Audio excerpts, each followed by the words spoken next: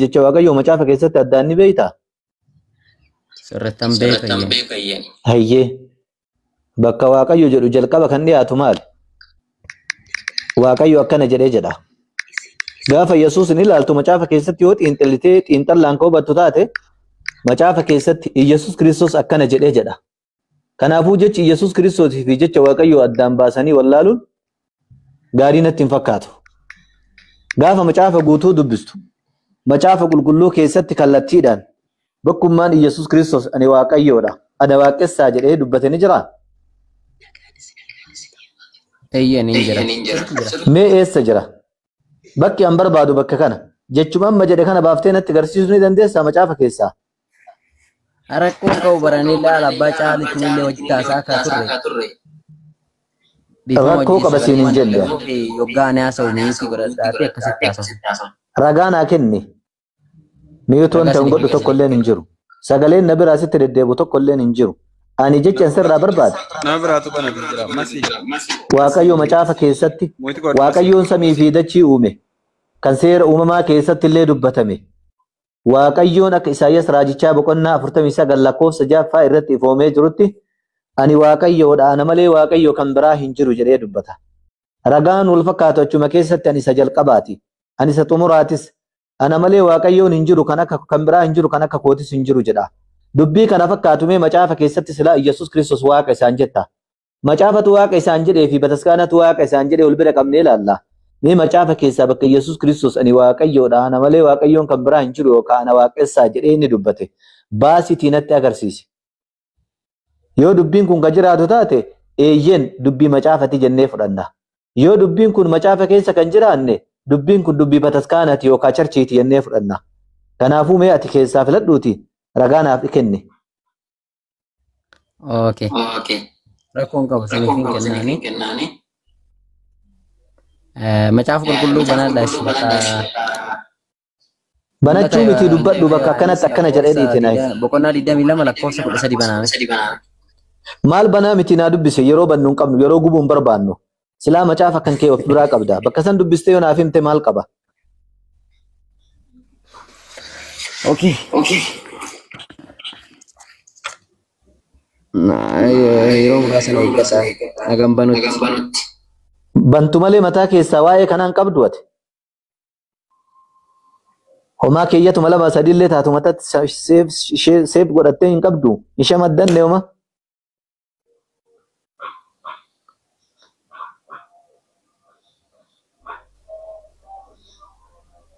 hayyee ati barbaadadhuutii naafiti rakkoo hin qabu anis kan barbaadu ragaa qofa ilaalcha biraa hin barbaadu amma sanamas tuquu hin barbaadu ani dhugaa barbaada dhugaa sol bira qabeetti himutti hin jira kanaafuu yoo dhugaan isin bira jiraate dhugaa keessaa fudhanna yoo dhugaan isin bira hin jiraanne gara dhugaa dhuftan kanaafuu macaafa keessan guutuu keessa bakka Yesuus Kiristoos ani waaqayyoo keessanii na waaqessaa jedhamee barbaada hundi keessanuu ammarraa barbaada yoo har'allee mataa keessaa hin qabaanne yookaan kitaaba keessaa bakka san hin arganne deemaatii mee barbaada yoo macaafa keessa kan hin jiraanne ta'e dhaqaatii warra bataskaana gaggeessu yookaan tajaajiltoota gaafadhaa macaafa qulqulluu keessatti daayireektilii Yesuus Kiristoos maaliif ani waaqayyoodha na waaqessaa jechuu dide kanaafuu erga inni macaafa keessatti yookaan macaafni qulqulluun Yesuus Kiristoos waaqayyoodha jedhee kallattiidhaan kan hin dubbanne taate nuti maaliif waaqayyo isaan jenna maaliif waaqayyo jedhaati amanaa nuun jettan jedhaati gaafadhaa kan namarraa barbaachisu kana abshaalummaan kanaa olillee ni jira jedhee iyyaatu hayyee si dhageeffachuutti hin jira jechuun amaariffaan dubbisa waan ta'eef amaariffaatiin qaba obboleessu afaanuma oromiffaatiin naa dubbise atis oromiffa beekta harki dhibbi keessaa 99 nama 700 keessaa harki dhibbi 999 tuqaa 9 oromiffa beeku natti fakkaata jechuun ka amaariffa oromiffa biraan qabu hayyee mee baasii dubbise maal akka jedhu ni dhageeffanna rakkoon hin jiru Alto con la guerra. Wage kanegar. Wage kanegar alfa na omega fitanyao na halanyao majammerao na mጨረሻው እኔ ነኝ obboleessa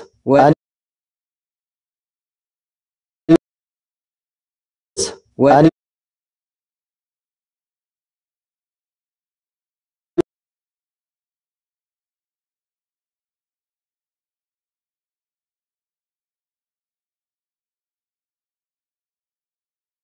لا إله إلا الله جرنا ما تسنرجاس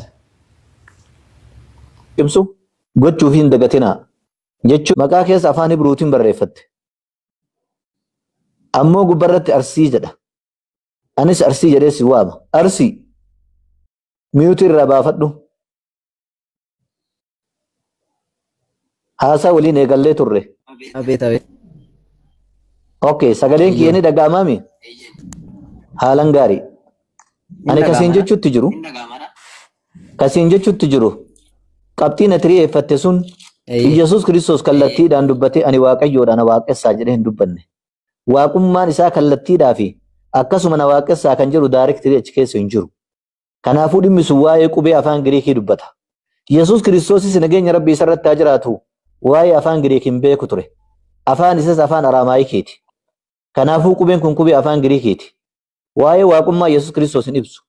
Iyyasuusis kallattiidhaan ani Waaqayyoo keessan na waaqessaa hin jenne. Ati mee yoo ragaa biraa kan qabaattu taate macaafa keessa barbaaditi bakka kallattiidhaan daarektilii Iyyasuus Kiristoos ani Waaqayyoodha ana waaqessaa inni jedhe baasitii natti agarsiisi. Na fudhachiisuudhaaf yaali yoo ragaan jiraate. Yoo kan hin jiraanne taate hayyoota gurguddaa bataskaana keessa dhaqiitii gaafadhu. Rakkoon qabu ani. Hayyee. Ragaa dhabeeta osoo ta'in odoo wal dhaggeeffannellee xuruu natti ta'a. Fakkaata wanni kun immoo Ani bar ragaa si gaafadhe. Ragaa naa kennii siin jedhe. Macaafa kee kana yeroo xiinxalletti. bareeda sagaleen kiyyoo as deddeebi'u kana bareeda kiyyuman dhagaa jira sagalee. Sagalee kiyya dhaga'utti hin jirtu ati. Jechuun sagaleen kiyya natti deebi'aa jira. Maaliif sitti deebuutti jira? Garuu kan kee qulqullinaan na bira dhaga'amu jira. Eeyyan yoo haasofanii keessan isinis yoo godhatamee akkasitti olaa dhageenya. Lakki sababa saniif natti fakkaatu. Mee ragaa naa kenni si dhaggeeffadha. Hayyee miyuuti irra godheera. Rakkoon qabu isiniif hin kennama kana dhaggeeffadhaadha.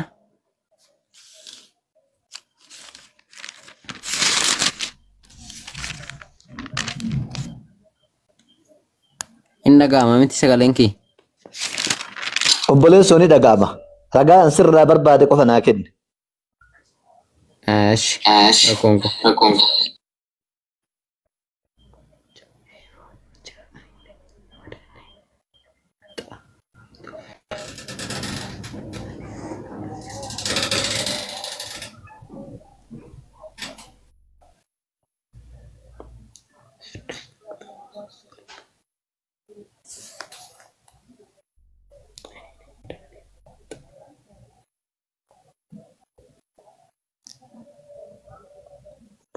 Oke, sini fin dubbisaan dhaggeeffadhaadha.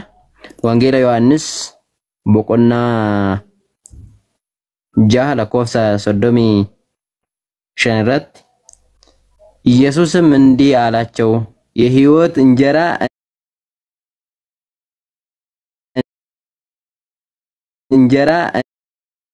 እኔ አይራብም በሉ ሁልጊዜም ከቶ አይጠማም ነገር ግን አይታችሁኝ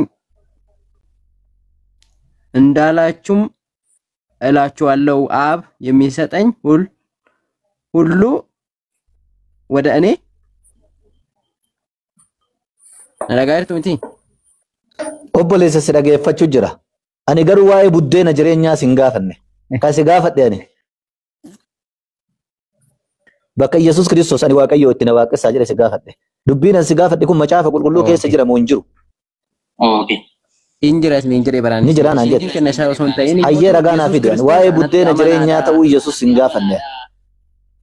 Obboleessa Yesuus Kiristoositti namni namanne hin jiru.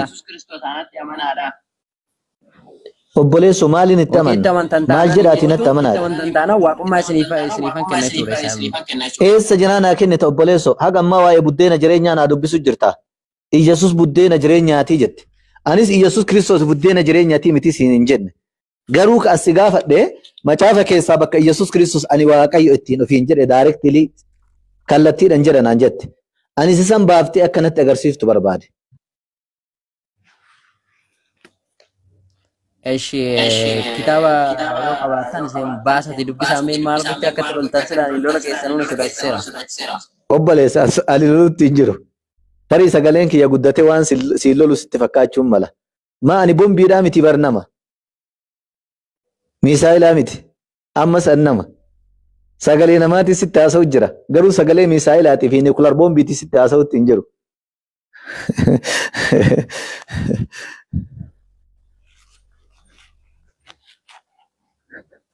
Dhageettee? Adaara dhagaatii jira. Hayyee baasii natti agarsiisi. Ani isa qofan barbaada. Garuu ati naaf fidde taanaan hima magmii hin qabne yookaan shakkii hin qabne. Kan Yesuus Kiristoos ani Waaqayyoodha yookaan I am a God worship me inni jedhe yoo na agarsiifte nama kiristaanummaa fudhachuudhaaf qophiidha.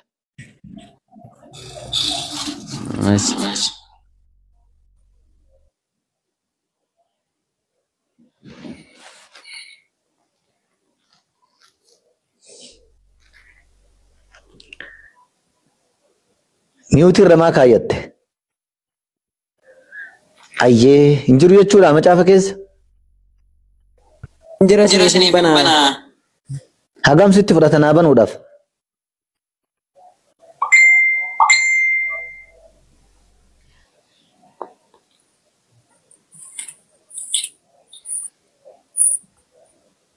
Barbaadachu jira. Abdi inshaallah. Tuma tokko argachuu hin dandeenye akkamitti waaqa isaan jetta. Na guddisne abdi. Abdiin si yaabanu yookaan bakka itti. Ay na guddisuu rakkoon. Hayyee bakka kiyya kana kaaya. Si banaa dubbisi yookaan achuma dubbisi yookaan mana achuma dubbisi. Aishi na dhaggeeffadhu. Miiti godhamee bar sagalee nama dubbisiisa.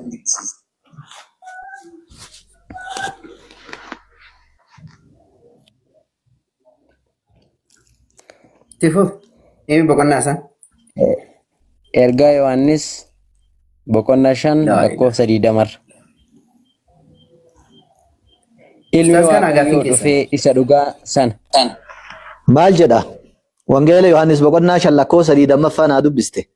As keessatti Yesuus Kiristoos ani Waaqayyoodha ofiin jedhe.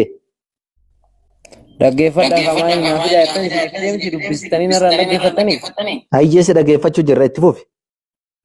Ashimiiti garadhaan dhaggeeffadhaa.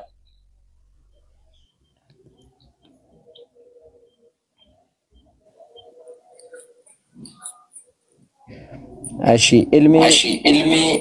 ilmi Waaqayyoo dhufee isa dhugaa kana baruudhaaf hubannaa akka nuuf kennu nuyi in beekna.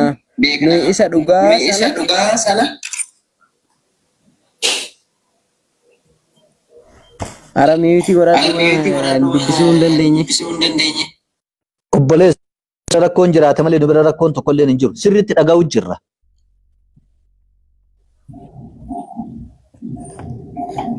Ati dhagaa jirta garuu ani mootuu natti tolaan jiru. Sitti toluu haadha baatu uummanni guutuus dhaggeeffachuu jira dubbisi. Sagaleen qulqullina qaba. Maashaallah baay'ee bareedaadha. Itti fufi. Ati ofiin dhaggeeffatin waan jettu qofa qaceelii dubbisi.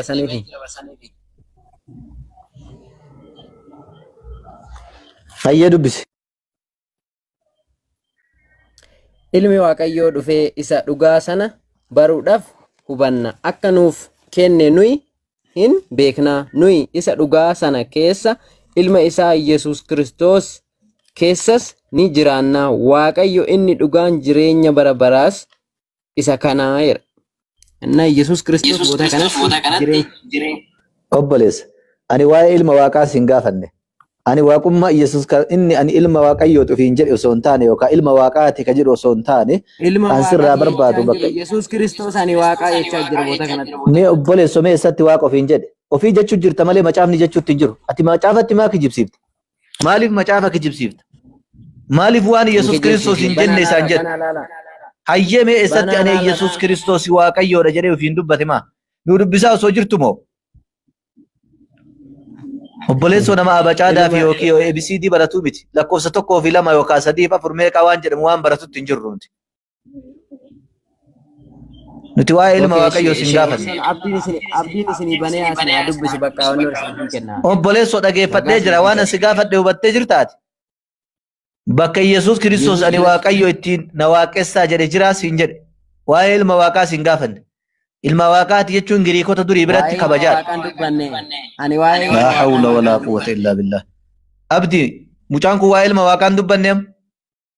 Dubbate. Maarree maaliif waakkata? Obboleessoo maaliif waakkatta ofii dubbiste deebitee waakkattaa?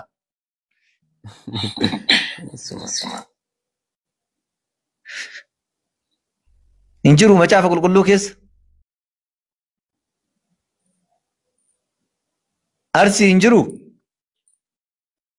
Ini kennaan fudhachuu Mee eessa fudharee Yesuus Kiristoos ani waaqayyo ofiin hin jenne. Waaqa tokkochatu waaqa ofiin jedhe. Ati garuu ragaa argachuu hin dandeenye. Kanaafuu dubbii kana kan dubbate bataskaana jechuudha. Erga macaafa keessa hin jiraanne dubbiin Yesuus Kiristoos waaqayyo jedhu eessaa dhufe? Aishi mul'ata Yohaannis boqonnaa tokko lakkoofsa 18 banaati dubbisaa. Wayi banaa dubbisaa. Obboleessoo hin jiru macaafa guutuu keessa.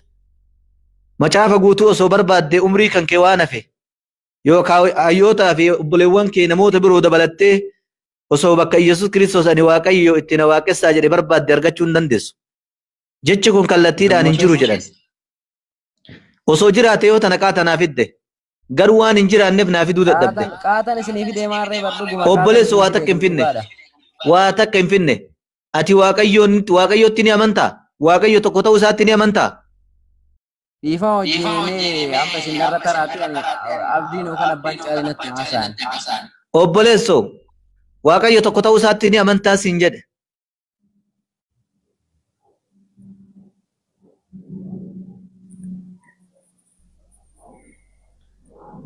Arsi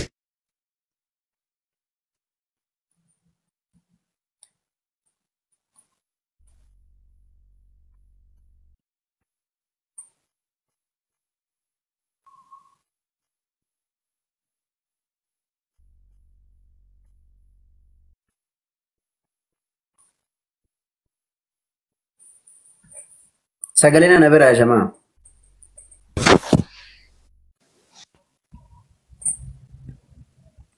Sagaleen na bira hin jiru.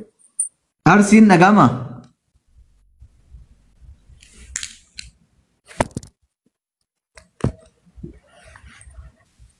Ni dhagama jarsan. Amma dhagama yoo. Sagalee kee ni dhageessaa?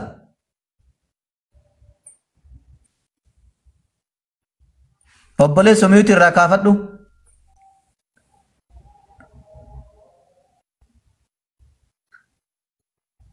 Maqaa arsii moggaafatee sanuun dubbatu jara kennu maali?